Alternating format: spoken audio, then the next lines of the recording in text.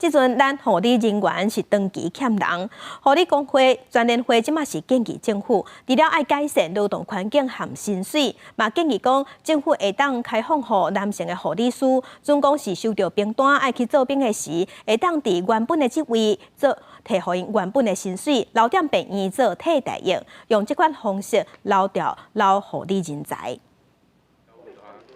听同学的口令，那看纸本的说明，那分组练习正面注射。另外一边是咧练习甲患者用鼻管饲食的，也有金马注射的训练。这是台北市康宁大学南田建立实验室，每一个护理科的学生，伫正式加做护理人员进前，拢爱伫遮做真18个专业训练。还没有实习过，还想要多去了解一点医院的状况，然后想一下自己还有什么其他出路啊，可以跟医护结合。 虽然目前台湾每一年差不多有9300个护理应届毕业生，不过实际领证正做护理人员的，敢若有6000多。即马疫情了后，护理师是搁较欠缺。会离开主要的原因，是因为病院的工课是采3班制，日班甲暝班轮来轮去，困眠无正常嘛影响健康。就算是伫医学中心，加上年尾等等的奖金，一年薪水差不多是70万。不过若是伫地区病院， 一年薪水差不多50万，即马护理工会全联会就建议政府会当开放男性护理师伫病院服替代役。我们多了一个选择，让我们的男性护理师他可以选择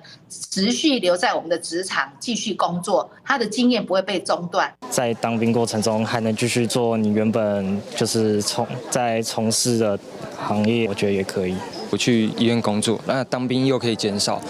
那我觉得对我来说利益蛮大的。 不过，有伫第一线甲护理的老师认为讲，要解决护理欠人上根本的问题，也是爱为调整薪水、甲调整夜班费用等等的方面来做。因为每一届应届毕业生内底，查甫学生的人数其实无甲5%。在这个过程当中，你要怎么样的去留住人力？其实最重要的一件事情就是要增加我们的薪资。那你只要是增加薪资、增加这样的诱因，男生女生都会来投入。 全联会表示，等一日拢总提出9项诉求，希望改善护理卡手无够的问题。目前敢若有3班护病比，甲大院整合照顾有共识，按算这个月中会搁甲卫福部开会，希望会当解决。记者综合报道。